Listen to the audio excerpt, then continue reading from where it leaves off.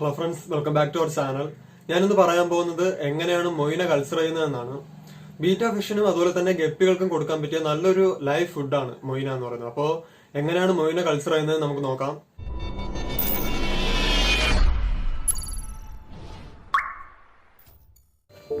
Okay friends, അപ്പോൾ moina culture ചെയ്യുന്നതിന് വേണ്ടിയിട്ട് എന്തൊക്കെയാണ് നമുക്ക് ആവശ്യമുള്ളതെന്ന് നോക്കിക്കഴിഞ്ഞാൽ കുറച്ച് പഴുത്ത, അതായത് പച്ച അല്ലാത്തതും ഉണങ്ങാത്തതുമായിട്ടുള്ള വാഴയിലയും പിന്നെ കുറച്ച് ചാണകമാണ്.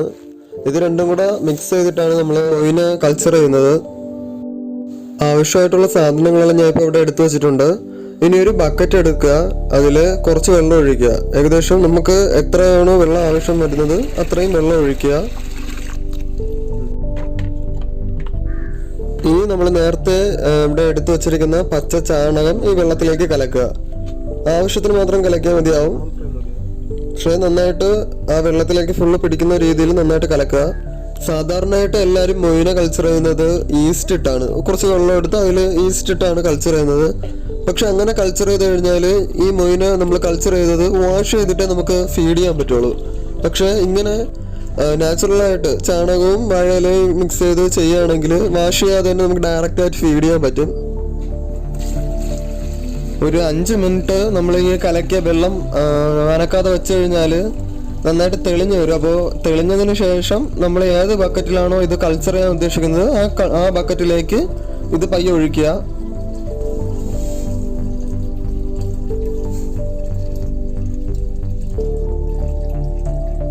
ഇത്രയും കട്ടിക്ക് ഇങ്ങനെ ചാണകം കലക്കേണ്ട ആവശ്യമില്ല. അപ്പോൾ ഇതിൽ കുറച്ചുകൂടെ വെള്ളം ആഡ് ചെയ്യാം.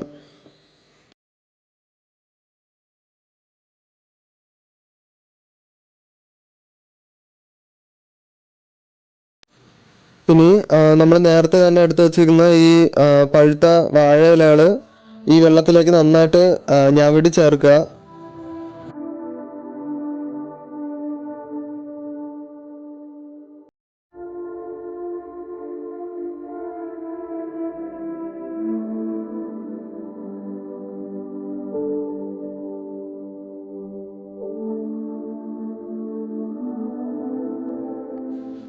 ഈ വാഴയിലകൾ ഇതിലേക്ക് നന്നായിട്ട് ഞവടി ചേർത്തതിന് ശേഷം നമ്മൾ നേരത്തെ തന്നെ വാങ്ങി വെച്ചിരിക്കുന്ന മൊയിനയുടെ കൾച്ചർ എടുക്കുക. ഇതാണിപ്പോൾ മൊയിനയുടെ കൾച്ചർ. ഇത് ഗപ്പിയൊക്കെ ബ്രീഡ് ചെയ്ത് കൊടുക്കുന്നവരുടെ കയ്യിൽ കാണും. ഞാനിപ്പോൾ പ്രവീൺചേട്ടൻ്റെ കയ്യിൽ നിന്നാണ് വാങ്ങിയത്. 20 രൂപ തൊട്ടൊക്കെ വാങ്ങാൻ കിട്ടും. അപ്പോൾ ഇത് പയ്യെ ഇതിലേക്ക് ഈ നമ്മൾ ചാണകവും വാഴയിലയും കൂടെ കലക്കി വെച്ചിരിക്കുന്ന ഈ ബക്കറ്റിലേക്ക് ആക്കുക.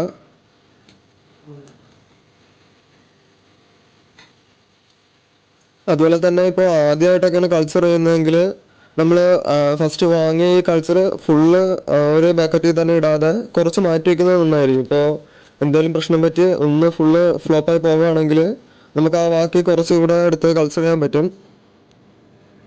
അപ്പോൾ ഈ മാറ്റി വെച്ചിരിക്കുന്നത് വേറൊരു സെപ്പറേറ്റ് ഒരു കുപ്പിയിൽ കുറച്ച് വെള്ളം ഒഴിച്ച് അതിലേക്ക് ഇട്ട് വയ്ക്കുക.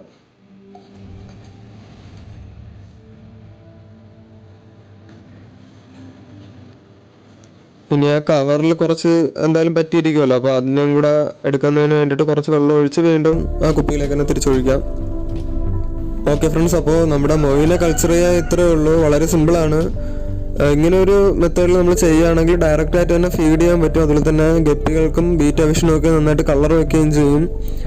ഇപ്പോൾ ഇതിൽ നിന്ന് ഇപ്പോൾ 3 ദിവസം കഴിയുമ്പോഴത്തേക്കും ഇതിൽ നിന്ന് ഡയറക്റ്റായിട്ട് എടുത്ത് നമുക്ക് ഫീഡ് ചെയ്യാം.